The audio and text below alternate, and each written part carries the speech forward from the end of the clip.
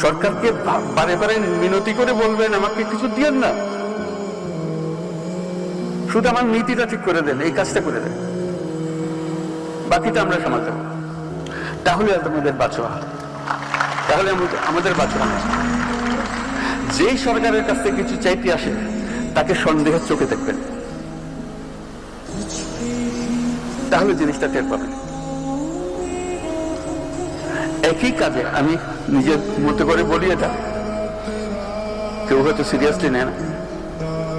আমি বলি যে সরকারি কর্মচারী 5 বছরের বেশি সরকারে থাকা ঠিক না,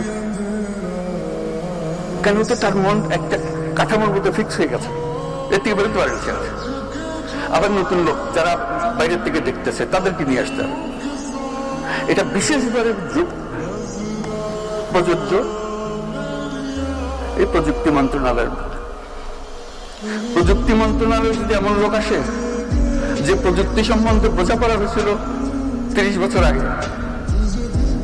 30 বছর ছাড়া দুনিয়া পাল্টে যায়, তাকে ওই যেটা দিয়েছে সেটাই তার দোষ না, সেটা অনুভব করার সুযোগ পায় না। কাজে যে অনুভব করছে সে যেন আসতে পারে। প্রতিনিয়ত পরিবর্তন, প্রতিনিয়ত পরিবর্তন। নীতিতে আসো, নীতি ঠিক করো, নীতি বাস্তবায়ন করো, যেটা মানুষের কাছ থেকে আসবে সেটাকে দিয়ে দাও। কাছে সেই জিনিসটার দিকে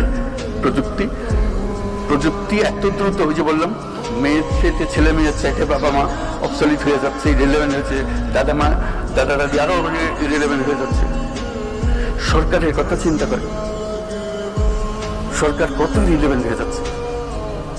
হাসি প্রায় পুরোনো বস্তা খাইতে সে নিয়ম নীতি নিয়ে আসে, এটার উপরে সংশোধন করতে হবে, মূলটা পাল্টায় না। ওই যে ব্রিটিশ সরকার ধরিয়ে দিয়ে গেছে নীতি, ওই নীতির উপরে সব সংশোধন হইতেছে।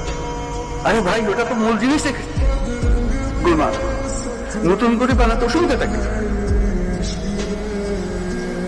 সেই পরিবর্তনে কেউ জানে, সব ঠেকার কাজ। আমার ঠেকাটা সামনে দিতে হলো, আমার প্রমোশন হবে, আমি অন্য জায়গাতে চলে যাব। রাজনীতিবিদও তাই, আমার মেয়াদটা কাটিয়ে দিয়ে আমি আবার পুনর্নির্বাচিত হলেও হলো, এই হলো ব্যাপার।